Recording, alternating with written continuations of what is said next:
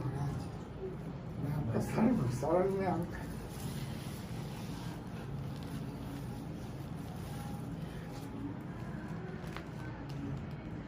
आप बताइए, शरण में चाहता हूँ। स्वागत है। हमारे प्रभु निवेदन है मेरे कल्याण के लिए मार्ग दिखा। हमारे प्रभु हाथ ऐसे किए खड़े हैं, आओ मेरे बेटे आओ। हम सब भगवान के अंश हैं, उन्हीं के द्वारा रचित इस नानात्व रूपी माया में भ्रमित हो गए। ये तो बड़ी कृपा होती है जब किसी जीव के हृदय में बात आती है कि अब लो नशानी अब ना नशे। अब तक जीवन गया, अब जीवन प्रभु की शरण में जाएगा। ये तो अहो भाग्य। अतिशय कृपा राम की हुई, पांव दे यह मार्ग सोई। इस मार्ग में कदम वही रख पाता है जिस पर भगवान की विशुद्ध कृपा होती है। आपका स्वागत है। मन वचन कर्म से बताए हुए मार्ग पर चलने पर जितनी भी श्वासें शेष हैं, इसी से भगवत प्राप्ति हो जाती है। जितनी श्वासें शेष है, कलयुग की विशेष महिमा है।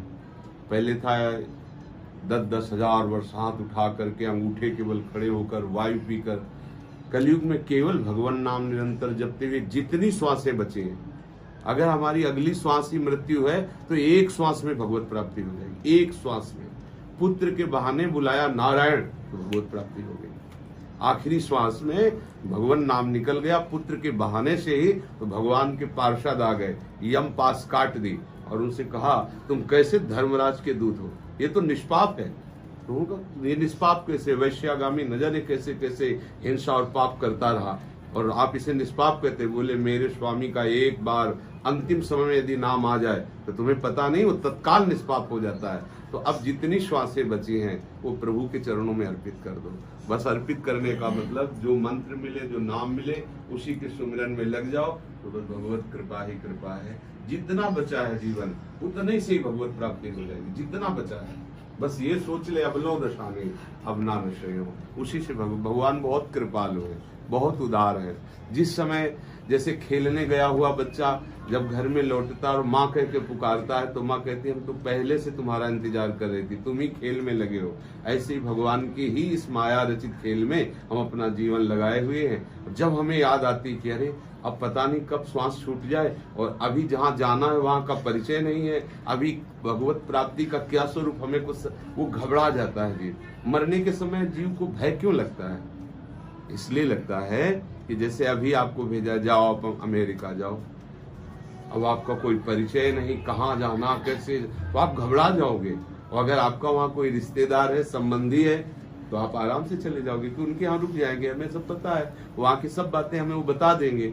ऐसे जो सदगुरुदेव हैं, संत जन हैं, ये भगवत देश के निजी जन हैं, भगवत देश के संपूर्ण परिचय को जानने वाले हैं। और जब हमारा प्रभु से जो स्वाभाविक संबंध है वो जागृत हो जाता है तो मरने से सब जग डरा मेरो मन आनंद, कब मरी हो कब भेटी हो पूर्ण परमानंद। उसके हृदय में उत्साह होता है, कब ये नाशवान शरीर छूटे और मैं सच्चिदानंद प्रीतम प्रभु से मिलूं जा करके।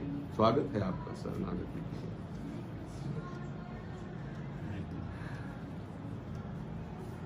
आराम से बैठ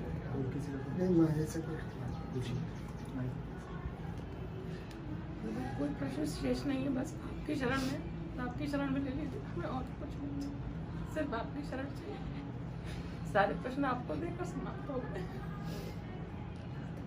उनमें कोई शेष नहीं। शरणागत कर लीजिए।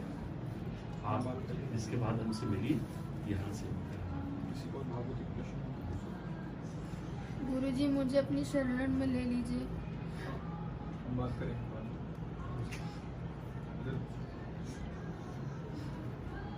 उनको शरणागत शरण। हाँ, अभी जब यहाँ से जाना तो इनसे बात, ये लोग कुछ प्रश्न करते हैं, वो कैसे लाभ मिले, या आप प्याज लहसुन तो नहीं खाते हैं, आपका क्या उद्देश्य है भगवत पर। तो हम एक एक से प्रश्न करें वहीं बार बार, तो फिर ये सेवा इनको दे दी। तो आप इसमें बैठा कर प्रश्न कर लेते हैं, आपका पता, आपका नाम, और उनको लगा कि इसी बार में देना तो इसी बार में। अगर इनको लगा कि ये 2-4 बार आइए तो राधा वल्लभ श्री हरिवंश नाम रख कीजिए, वैसे ही और फिर आ जाए। देखो, हमारी तरफ से स्वीकृति ना भी हो और तुम्हारी तरफ से स्वीकृति हो जाए तो काम हो जाएगा। हम तुम्हें शिष्य बिल्कुल नहीं माने और आपने मन वचन कर्म से गुरु मान लिया, आपका काम हो जाएगा। और हम खुद चिल्लाएं कि आप हमारे शिष्य हो, लेकिन आप हमारी बात न मानो तो काम नहीं होगा। द्रोणाचार्य जी ने एकलव्य को निकाल दिया कि हम तुमको धनुर्विद्या नहीं देंगे, हम राजपुत्रों को धनुर्विद्या देते हैं, उनको भील जंगल के हम तुम्हें नहीं देंगे। उन्होंने कहा हमने तो गुरु मान लिया आपको, मन से प्रणाम किया और वैसे ही आकृति मिट्टी की बना करके और रोज उनकी पूजा करके प्रणाम करके धनुष पे प्रत्यंचा चढ़ाते। तो अर्जुन को जो साक्षात द्रोणाचार्य जी ने सिखाया उससे कई गुना बढ़कर धनुर्धर एकलव्य था, कई गुना बढ़कर। जितने में अर्जुन ने एक बाण मारे, आवाज उसकी पूरी नहीं हो पाई और पूरा मुख बाणों से भर दिया। होगा ऐसा धनुर्धर, अर्जुन को आश्चर्य हुआ। नजदीक गए तो उन्होंने कहा कि तुमको और तुम्हारे गुरु को दोनों को हम प्रणाम करते हैं, इतनी श्रेष्ठ धनुर्विद्या तुम्हें किसने सिखाई, कौन है तुम्हारे गुरु? तो उनका भगवान द्रोणाचार्य। तो उनका ऐसा कैसे हो सकता है, तुम्हें कभी गुरु जी के पास देखा नहीं और गुरु जी ने तो सर्वश्रेष्ठ धनुर्धर का मुझे आशीर्वाद दिया और मैं स्वयं निर्णय करता हूं कि तुम्हारे समान मैं धनुर्धर नहीं हूं। तो उन पूरी बात बताई। तो देखो, शिष्य को गुरु ने हटा दिया, लेकिन शिष्य को हटा दिया, नहीं सिखाएंगे। शिष्य ने ठान लिया कि अब हमारे गुरुदेव तो आप ही हो। बात हो गई, क्योंकि गुरु सच्चिदानंद तत्व है, मनुष्य भेष में भरे है पर वो सच्चिदानंद तत्व है। अगर गुरु का वर्ण तुम कर लो तो दीक्षा कभी भी मिले तुम्हारी बात हो गई। नहीं तो कितने ऐसे दीक्षा लेकर के भी परमार्थ विहीन जीवन व्यतीत कर रहे हैं, तो क्या हुआ? उनको लगता है हम गुरुमंत्र, और अपराध बनता है।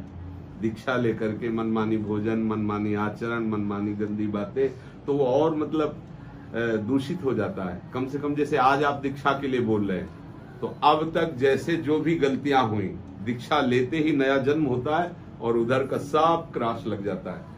अब जो जानबूझकर फिर करोगे तो जो क्रास लगा था वो प्लस में आ जाएगा, वो जुड़ जाएगा। अगर घोर पापी हो रहा भी निश्चय कर ले कि बस प्रभु मैं आपके सब माफ कर देंगे, उनका स्वभाव है। अपिचेत्सु दुराचारो भजते माम अनन्य भाग साधुरेव समंतव्या सम्यक व्यवसिता। ऐसा भगवान कह रहे, महान दुराचारी हो पर उसने सम्यक बुद्धि से निश्चय कर लिया कि अब भगवान के सिवा हमारा कल्याण कोई नहीं कर सकता, अब भगवान के सिवा मेरा कोई नहीं, तो भगवान कह रहे मैं उसे साधु बना देता हूँ। और ऐसे उदाहरण है इतिहास में कि बड़े बड़े हिंसक, चोर, व्यभिचारी भगवान के महान भक्त ब्रह्म ऋषि बन गए। वाल्मीकि भय ब्रह्म समाना।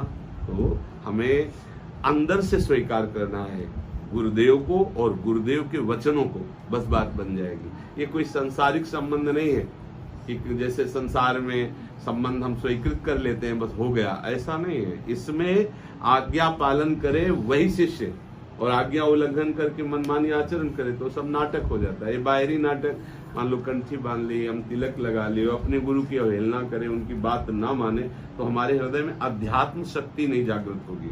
और अध्यात्म शक्ति जागृत नहीं हुई तो विकार पटकते रहेंगे, आपको समझ में ही नहीं आएगा परमार्थ का आनंद क्या है। एक भगवदानंद है, तो विषयानंद का त्याग करके भगवदानंद की अनुभूति करने पर ही आपको पता चलेगा कि शास्त्र जो जो बोल रहे हैं सब सत्य है। अब विषयानंद का त्याग नहीं, भगवदानंद का अनुभव नहीं, तो लगता है कि क्या आनंद है। कुछ भी करो, अंतिम में विश्राम तो विषयों में ही मिलता है। ये खा ले, ये सूंघ ले, ये देख ले, ये छू ले, ये भोग ले। भगवदानंद किसे कहते हैं?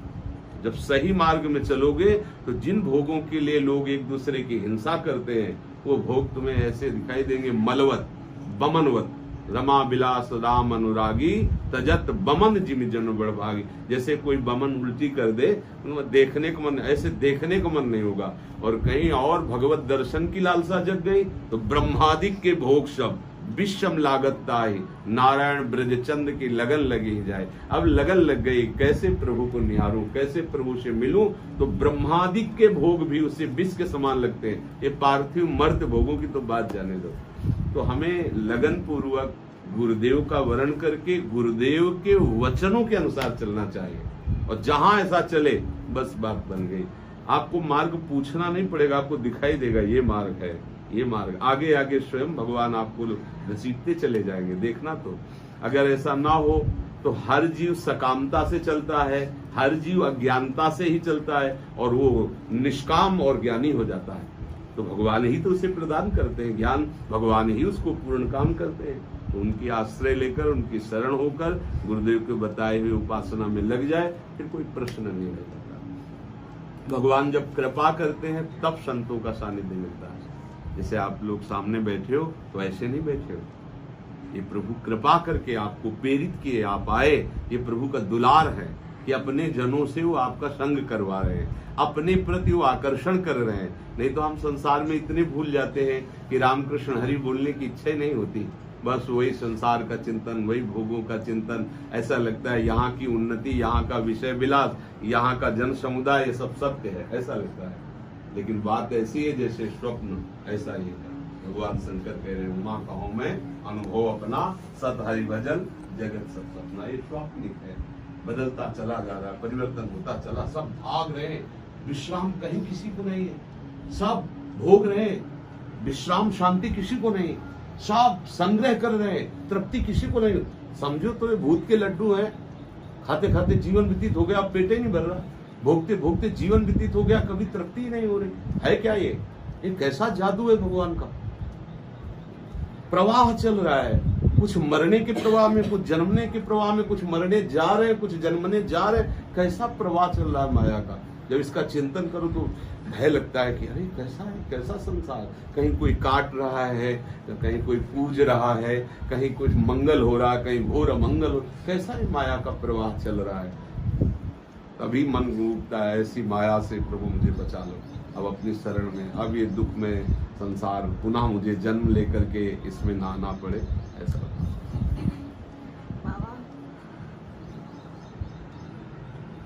जो बोला है उसको देखो, मनन करो। अगर इससे भी बढ़कर कोई प्रश्न हो तो करो, जो हम अपने आप बोल दिए इसका विचार करो, इसको जीवन में उतारो। अगर कोई ऐसा लगता है कि इससे भी बढ़कर प्रश्न है तो बताइए। कुछ कहने की जरूरत नहीं है, सुन लो, मनन करो, चल दो, बस हो गया। सुन लो, मनन करो और उस पर चल दो, आप खुद आगे देख लेना क्या कहना चाहते हैं। आपके चरणों में दंडवत करना। मेरी भजन से थोड़ी दो दुविधा है। पिछले 1 साल से ज़्यादा करीब हो गया मैं हरे कृष्ण महामंत्र का जाप करता हूँ, पर मैं जहाँ आश्रम में रहता हूँ वहाँ गुरु के प्रति मेरे मन में अभी दीक्षा का भाव नहीं है और आपकी वाणी मुझे आकर्षित करती है। एक तो ये सवाल, दूसरा इसमें कि मुझे जो रस रीति है उसकी समझ बिल्कुल नहीं है। और देखो, रस रीति की समझ की तरफ अभी नहीं चलना चाहिए, अभी चलना चाहिए जीवन मुक्तता की तरफ, कि मेरे को काम न परास्त कर पावे, मेरे को क्रोध न परास्त कर पावे, मेरे को मोह न परास्त कर पावे, मैं छोटी छोटी बातों में, चिंतन में अपने वृत्तियों को न दे पाऊं, कोई भी आकर्षण मुझे आकर्षित न कर पावे, एक केवल प्रभु मेरे हैं ऐसा मेरे हृदय में आए। इसके बाद हम उस प्रभु से कैसे प्यार करते हैं, दास बनकर, मित्र बनकर, कांता भाव से, सहचर्य, ये सब आगे की बातें। अगर हम ककाहरा पढ़ने वाले विद्यार्थी से पीएचडी के ग्रंथ की बात बताने लगेंगे तो नहीं समझ पाएगा।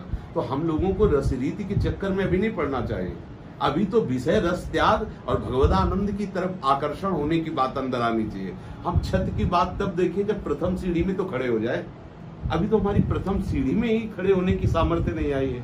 तो अब क्या होता है, जब हम लोग उधर की बात सोचते हैं कि सहचरी, हम तो पुरुष हैं और सहचरी क्या मतलब, सहचरी क्या स्त्री, मतलब सहचरी स्त्री। अब कैसे पहुंचे, जब शरीर अभिमान से युक्त है तो देहाभिमानी जीव कैसे उस चिदानंद रस को जान सकता है, कैसे चिदानंद बपू को प्राप्त हो सकता है।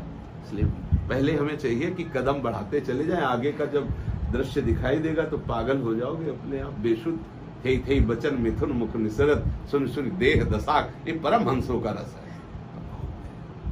चल रहे लीला, डूब रहे, जिन श्री कृष्ण की एक झांकी पाकर भगवान महादेव उन्मत्त हो जाते हैं। समझो, मंदी कृत्य मुकुंद सुंदर पद द्वंद्वार विंदामलो, प्रेमानंद ममंद बिंदु तिलकान, इंदु तिलक भगवान शिव उन्माद कंदम परम, परम उन्माद में होकर नृत्य करने लगते। वो श्री कृष्ण जिन प्रियाजू को देख करके बेशुद्ध हो जाते हैं और वो दोनों युगल सरकार प्रिया प्रीतम मुस्कुरा मुस्कुरा करके हमें आज्ञा दे रहे हो और हम उनकी परिचर्या में लगे हो, उनको सुख पहुंचा रहे हो, उनके अनुसार हमारी चेष्टा हो, इससे बड़ा सुख क्या हो सकता है। जिनकी एक झांकी बड़े बड़े योगिंद्रों मुनिंद्रों को उन्मत्त कर देती है, वो प्रभु जिनकी एक कटाक्ष में बेशुद्ध हो जाते हैं। वो हमारी श्री प्रिया जो हैं, ऐसे प्रिया प्रीतम की आराधना निहाल हो गए। अखिल लोकों का स्वामी अपनी साहिबी का विस्मरण किए हुए जिनके चरणों में महावर लगाने के लिए लालायित है, वो हमारी श्री किशोरी जी महाराज, वो महारानी जी हैं। अब इस मार्ग के आगे की बातें समझने के लिए पहले कदम भाई कदम आगे बढ़ाता चला जाए तभी है। एक दुविधा थी, मैं एक्चुअली हेल्थ सेशन लेता हूँ और स्कूल में मोटिवेशन क्लासेस देता हूँ। तो मैंने देखा कि स्कूलों की स्थिति बहुत खराब है, तो चरित्र निर्माण की तो कहीं से कहीं तक बात ही नहीं है, सिर्फ भौतिक विषयों की तरफ ही आकर्षित किया जा रहा है। तो इसी विषय को सोचते हुए मेरी 11 साल की बिटिया है, मैंने उसे स्कूल से बाहर निकाल दिया और मेरी इच्छा है कि वो भी भजन मार्ग में इसी में आगे बढ़े। देखो, अपने मन को तो प्रभु में लगाने की चेष्टा की जा सकती है, लेकिन सामने चाहे बच्चा हो या कोई भी परिवार का सदस्य हो, जब तक वो स्वयं भजन करना नहीं चाहेगा तो हम जबरदस्ती भजन किसी से नहीं करा सकते। ये काम जबरदस्ती वाला नहीं है।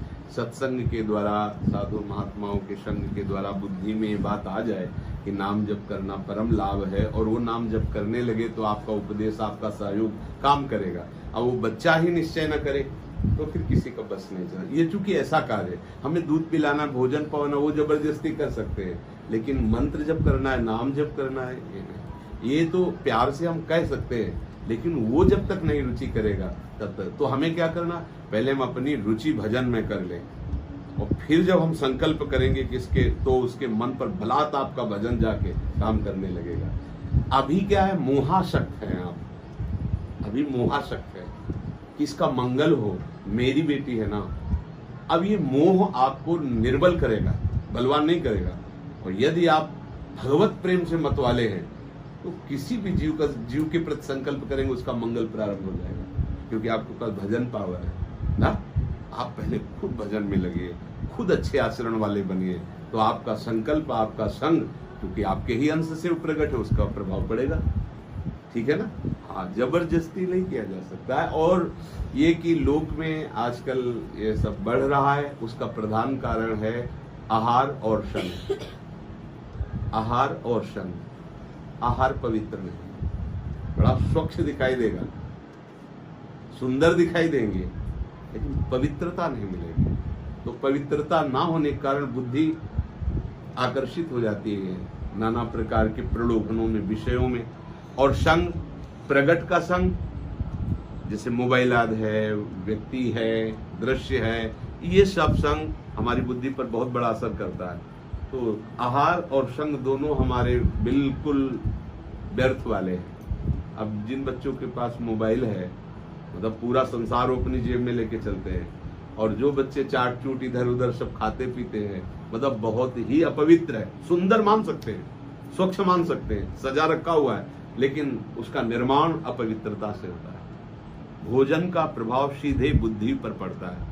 हमारा जैसा भोजन होता है वैसे ही बुद्धि चलने लगती है, वैसे ही बुद्धि विचार देने लगती है, वैसे ही बुद्धि का निश्चय होने लगता है। इसलिए अब ये तो नहीं कहा जा सकता कि सब नई जनरेशन ठीक से चल पाए, कलयुग है। भ्रष्टाचारा सब संसारा, धर्म सुने नहीं काना। समय धीरे धीरे आता चला जाएगा। क्या ये वर्णाश्रम, क्या ये धर्म, क्या ये भजन, कौन भगवान, कैसा भगवान, कान से नहीं सुनेंगे। ऐसी बुद्धि भ्रष्ट हो जाएगी बहुत। इसीलिए भजन कर लो कि अगला जन्म हो ही ना। धीरे धीरे धीरे धीरे सब बदलता चला जा रहा है, क्योंकि कलिकाल का प्रभाव बढ़ेगा ना। तो बुद्धि बदल गई तो सब खत्म। ड्राइवर नशे में तो गाड़ी खंडक में जाएगी ही जाएगी, गाड़ी जो है लड़ेगी ही लड़ेगी। क्या कहना है? भजन करते हैं तो महाराज से क्या वृंदावन में ही रह के करें या ठीक है, तो आपका भाव होना चाहिए। हमारे परम प्राणधन लिए श्री प्रिया प्रीतम की लीला स्थली है। यहाँ जो परमाणु है वो विश्व ब्रह्मांड में कहीं नहीं। अब यहाँ बराबर हम रह सके, ऐसा व्यवहार में अनुमति ना हो, व्यवहार में कर्तव्य कर्मों में आप फंसे हो, तो यहाँ की रज और चरणामृत साथ रखे और खूब भजन करे जहाँ भी रहे, क्योंकि यहाँ बराबर रह सके ऐसा सौभाग्य सबको नहीं मिलता है। यद्यपि परम मंगल है, यहाँ तो क्या, यहाँ भजन ही भजन है। अगर देखो ना तो यहाँ की वायु, यहाँ की लताएं, यहाँ की रज, यहाँ तो गली गली सब नाम गूंज रहा है। भगवत धाम है तो इसकी महिमा है। कुछ भजन न हो तो धाम में वास करना अपने आप बहुत बड़ा भजन है, धाम है ना। पर अब सबको यदि सौभाग्य ना हो तो रज ले जाए और चरणामृत ले जाए और खूब नाम जप करे, तो जहां भी रहेगा वो धाम का आश्रय लिए, शरीर छूटने पर धाम ही आ जाएगा।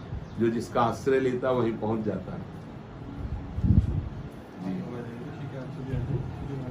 मनन करो, जो सत्संग में सुनो उसको कुछ न कुछ पकड़ो। जैसे इतनी देर वार्ता हुई, अब आप बाहर निकलो तो आपने क्या लिया, कुछ पकड़ो। तो कोई एक शब्द पकड़ो, कोई एक पंक्ति पकड़ो जो तुम्हारे दिमाग में घूम जाए कि आज हम संत संग किया तो ये बात आज हमने पकड़ी। अब उसको कहो मत किसी से, उसको अंदर ही, अब उसको आचरण में उतारो। अभी महात्मा बन जाओगे, अभी भजन मार्ग शुरू हो जाएगा। अब सुन करके गए बाहर, अब आपसे पूछा जाए क्या सुना, नहीं बहुत बढ़िया था, कई लोगों ने प्रश्न किया, बड़ा उत्तर दिया, नहीं आपने क्या पकड़ा, नहीं सुना बस। श्रोता सोई परम सुजान, सुनत चित रति करे। एक एक शब्द हमें पकड़ में आ जाने चाहिए। अच्छा इसका उत्तर ये, इसका उत्तर ये, इसका उत्तर। सारांश में पूरे अभी के जितना अपनी चर्चा हुई 30-35 मिनट, पूरे में 5 शब्द पकड़ लो, ये। अब उन पर विचार करो, उनको देखो अपने जीवन में कितना है। अभी अभी आगे बढ़ना शुरू हो। अब क्या होता है, हम लोग घंटों सत्संग सुनते हैं, पकड़ते एक शब्द नहीं। कुछ लोगों का स्वभाव होता है, काम कर रहे हैं, सत्संग सुन रहे हैं, अच्छा है, पर वो केवल सुन ही रहे, पकड़ नहीं रहे, तो कोई खास बात नहीं, कोई खास बात नहीं। उसको पकड़ो, उस पर चलो। हलवा बनाने की पूरी प्रक्रिया आप याद कर लो, दूसरों को सुना दो। क्या आप हलवा का स्वाद चख लोगे? क्या आप हलवा पाने पर जो स्वस्थता आती वो आ जाएगी? क्या पेट भरेगा? क्या तीनों बातें नहीं। ऐसे ही आप प्रवचन सुन लो, प्रवचन सीख लो, प्रवचन सुना लो, क्या आपको भगवद आनंद की अनुभूति होगी? नहीं। वेद कहता है नायमात्मा प्रवचनेन लभ्या। चाहे जितना बड़ा प्रवचन कर लो, ऐसा थोड़ी कि तुम आत्मानंद को प्राप्त हो जाओगे। आत्मानंद को प्राप्त हो फिर उसकी चर्चा करो तो बात अलग। तो ना ये प्रवचन से मिलता है, ना प्रवचन सुनने से मिलता है, ना बहुत बुद्धिमान को मिलता है। जिसने इसका वर्ण कर लिया, पकड़ लिया कि वो बात मिल गई और शुरू हो गया, बस वही इस सत्संग का लाभ ले सकता है। पकड़ो, एक शब्द ही आपका कल्याण कर सकता है। पकड़ो।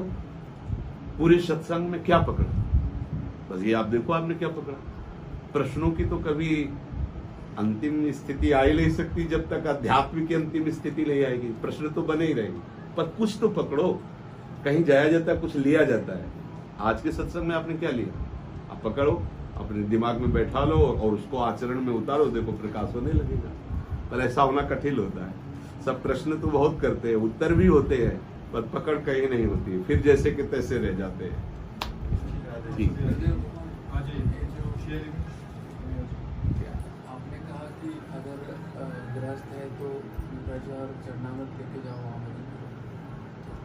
तो है तो सब कुछ आप ही कहते हैं नाटक है सब, फिर उनके चक्कर में क्यों हम अटक के किनके घर वालों के चक्कर? तो ये बात अंदर आनी चाहिए। बाहर से कहोगे नाटक है तो पिट जाओगे,